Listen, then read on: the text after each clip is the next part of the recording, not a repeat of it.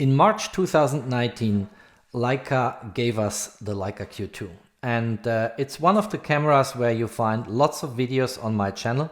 It is a terrific compact camera, full frame sensor, a very nice 28mm Summilux lens with widest open aperture of f1.7.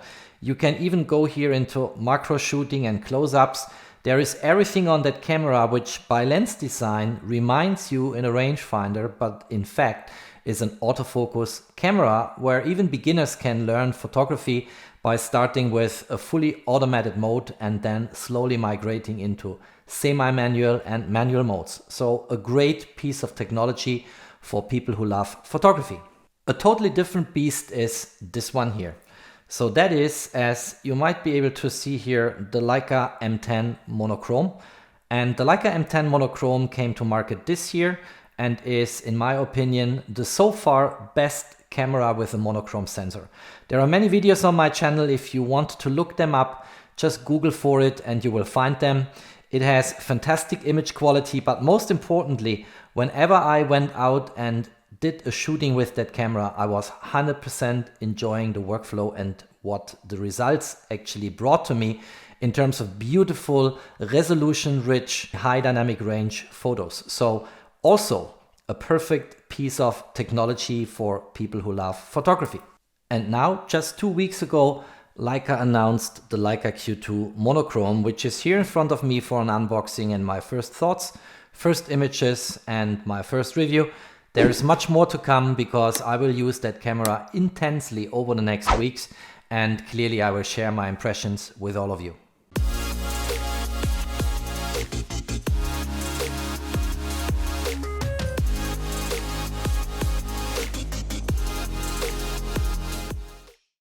Why am I so excited about the Leica Q2 Monochrom? Because I think it's the first camera on planet Earth, if I'm not mistaken, and if we put aside for a moment, you know, the phase 1 monochrome sensors, which can be paired with an autofocus camera body, this is kind of the first monochrome sensor camera with an autofocus and all the features people know and love about the Leica Q2. And as pointed out many times on my channel, this camera is a unique package because for lovers of rangefinder photography, it offers all the features you want to have for going fully manual. But for people who love to have autofocus or aperture priority or shutter speed priority, it's also offering this. So this is kind of a hybrid camera in a compact design, no interchangeable lenses, of course, just one 28mm prime lens, but it was coming with a color sensor. And clearly you can convert images from color into black and white. And you can do this in, you know, Adobe Photoshop or Lightroom. You can also go for, which I use if I want to do it, Silver FX from the former Google Nik Suite. There are many ways you can transform colored images into pure black and white, but it will never give you the same rich tonality, dynamic range, and just unique look and feel as if you would have taken the shot with a pure monochrome sensor. And now we get this. We get this with the Leica Q2 Monochrom. We get an autofocus camera which can go fully manual, which has a macro mode, which has, by the way, a video mode with 4K and cinematic 4K, and delivers all of that natively in black and white, coming from a 47 megapixel black and white sensor. So let's open the box. I don't think I will make this unboxing a long ceremony here, because it will be the same packaging as the Leica Q2. The only difference is the sensor and a few tiny little bit of differences here and there. I come to that in a moment. So if we look into the box here, by the way, beautifully designed like always from Leica. Here it is. That's the Q2 Monochrom. Let's get this beauty out and let's have a look.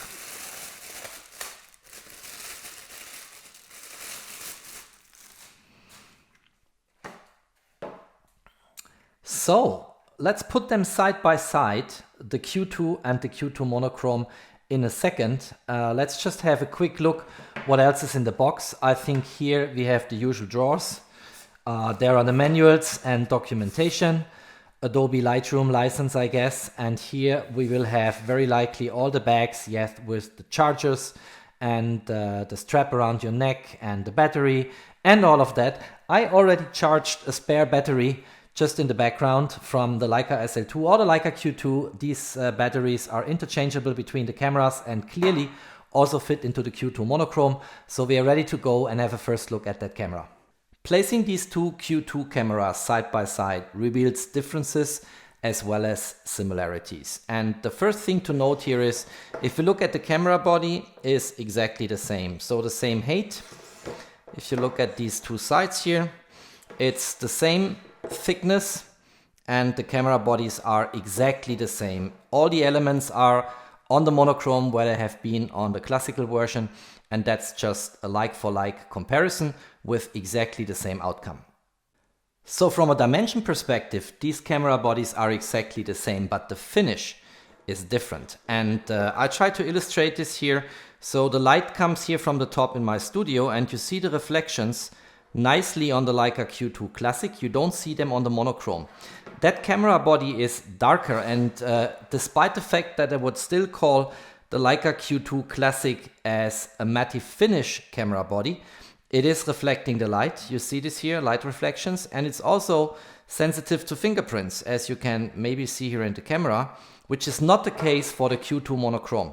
So no matter how I turn this camera, no light reflections, and if I go with my finger over that body, you don't see any traces or smear. That's just swallowing everything, the light and the fingerprints. So there are actually differences on the body despite the fact that the dimensions are exactly the same. If you look at them from the front side, you see here the Leica logo. There is no Leica logo on the Q2 Monochrome, which is nice because I don't think you need that logo. And I typically recommend to people on travel to more risky countries to actually get a sticker on top of that Leica logo, a black sticker, to make sure people don't recognize just from a far distance that this is a very expensive gadget, maybe worthwhile to steal.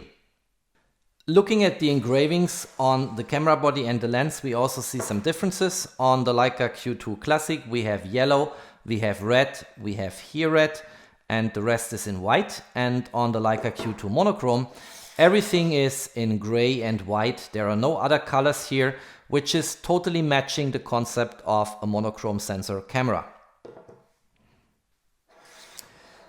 I'm not going to do a deep dive on the menu system, because the menu system, if I switch them just on here, let's go here for a moment to some meaningful ISO value. Let's go to auto for a second. That's fine. Let's do the same here.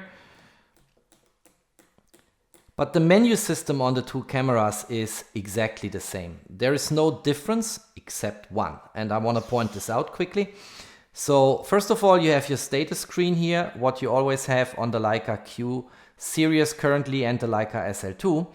And then if you go into the quick access icons, you have one icon here, which is basically related to the black and white sensor. And I think I can illustrate this better by going into the menu and seeing how they call it here. They call it toning photo.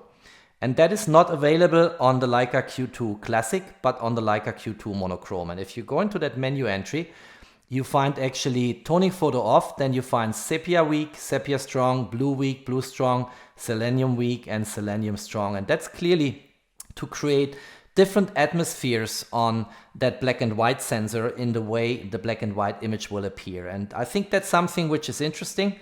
I didn't play with it yet because that camera is brand new. It just came on Monday to me, but is something to explore, of course, and is probably comparable to different film rolls, which in the good old times you would insert into the corresponding slot in your film roll camera and then shoot in black and white. By the way, for those of you who are interested how I customized the Q2 Monochrome, I did it in exactly the same way as you find videos on my channel how I customized for myself the classical Leica Q2. And clearly there is, like always in the Q2 and the SL2 series, there is a favorites page, and that favorites page can be customized in the menu system. I also, made sure that I get the right functions on the buttons here, which are customizable.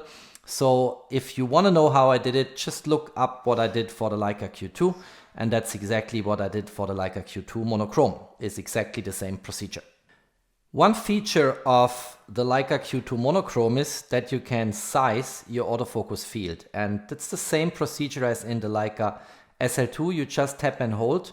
Then you get these 3 little red arrows, and then you can here with your thumb wheel adjust it to small, medium and large.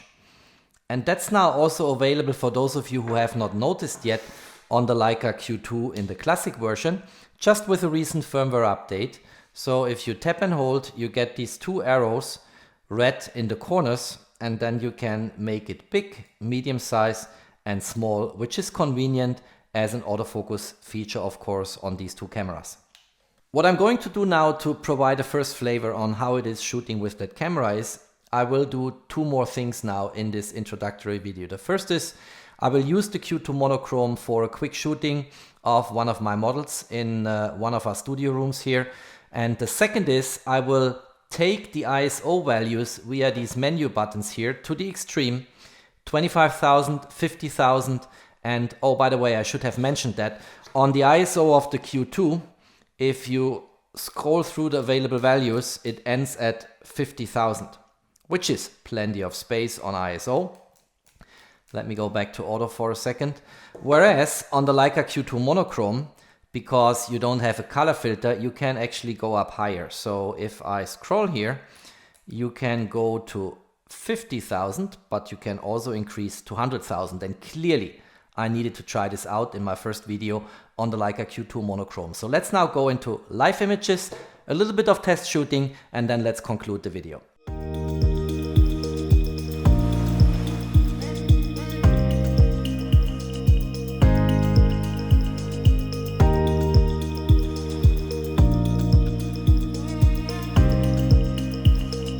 Jetzt brennst du mich nieder, oder? Oh mein Gott! This is how my life ends.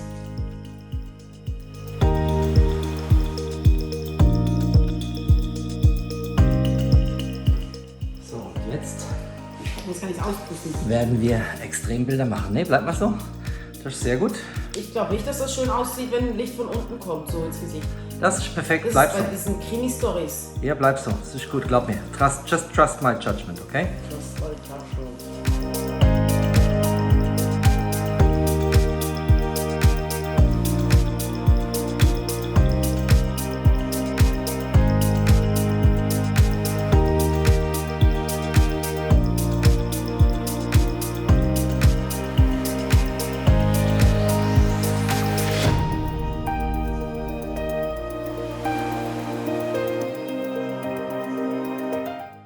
Looking at the images in post, so I'm here in Capture One, we clearly should have removed that green screen, which was taken just a few days ago for a video take and an ultra key manipulation in Premiere Pro. But, you know, I mean, we'll do a lot of more shootings in the next weeks with better backgrounds and with a better environment, of course. Here it was all about getting some first impressions, and the shots from that little test shooting here, they are quite promising if I look into them. It was, first of all, a lot of fun to play with that camera, but what I was interested, of course, is how is the level of detail I get in these black and white images. And in order to see this, I'm cropping now in. This is 100%, this is 200%. And if you look at these images at a 200% magnification in post, they are just mind-blowing. And I think this is absolutely amazing what we see here. The level of detail, clarity, the way the skin appears in these images, very, very beautiful. I think if we get this done in a better scene, of course, not in a quick test shooting in the studio, it will look terrific. And you see, Capture One always takes a moment to update these images. 47 megapixels is quite some data to process, but in general, very, very nice what I'm seeing, and I like a lot the results from these test shootings here. The Leica Q2s, and that's the same for the classic version as well as for the monochrome version, they have a prime lens 28mm, as you can see here, Summilux lens, widest open aperture f1.7. But what is nevertheless built in is on the JPEG side, not affecting the raw images, is some crop mechanism. And factory side, this is implemented on this button, but that button is also customizable. And if you push it once, the 28mm change to 35mm. If you push it a second time, you actually get a crop with corresponds to a focal length of 50mm. And if you push it again, you get a crop into the JPEG setup of 75 millimeters.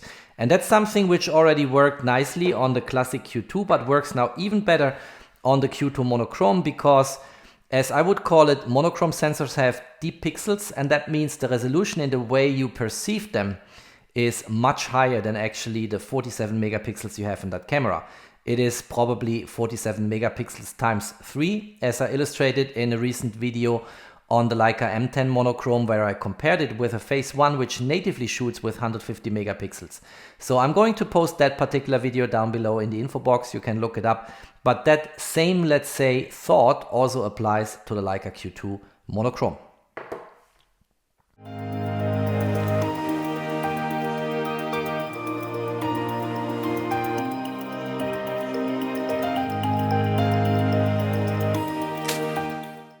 So let's now have a look at the images coming out of the extreme parameter settings on the ISO. So on the left hand side I have the Q2 Mono, on the right hand side obviously I have the Leica Q2 with the color sensor, and the shooting parameters for this test image were an ISO of 50,000. That's already the maximum you can get on the classical Leica Q2. It was shot at widest open aperture of f1.7 and at a shutter speed of 1/160 seconds, handhold of course, at 28 millimeters, so the native focal length of that prime lens on the Q2 cameras. And here once again, as we already saw it many weeks ago when I reported back on my experience with the Leica M10 monochrome, the black and white sensor clearly plays out his strength here, because we have much more noise on the right hand side coming from the color sensor than what we have on the monochrome sensor. And that's absolutely normal. It's just, I think, by construction that you see what you see. But the takeaway clearly is, if you have to shoot under weird, very much dimmed, low light conditions, then it's much better, of course, to go with native monochrome sensor than with the usual color sensors here. Now, if I zoom in here and go to 100%,